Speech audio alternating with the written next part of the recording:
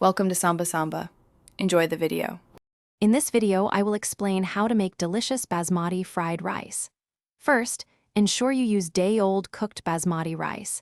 This is crucial for that perfect, non-sticky texture. Before cooking, rinse your basmati rice thoroughly to remove any excess starch. Then, cook it using a 1 to 1.5 ratio of water to rice for ideal grain separation. This preparation sets the foundation for a fantastic dish. Next, let's get our ingredients ready. Chop your chosen vegetables like carrots, peas, and bell peppers into small, uniform pieces for even cooking. If you're adding protein, dice your chicken, shrimp, or tofu into bite-sized portions. The key to great fried rice is having everything prepped and within reach before you even turn on the stove. This makes the cooking process smooth and efficient. Now for the cooking. Heat a wok or large skillet over high heat, adding about 2 tablespoons of your preferred cooking oil.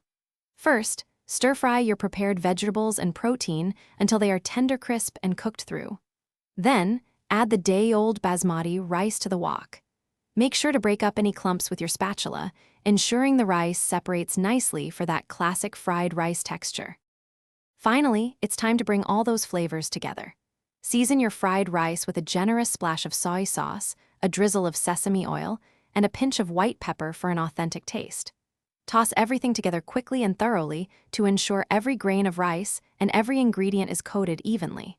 Serve immediately and enjoy your homemade basmati fried rice.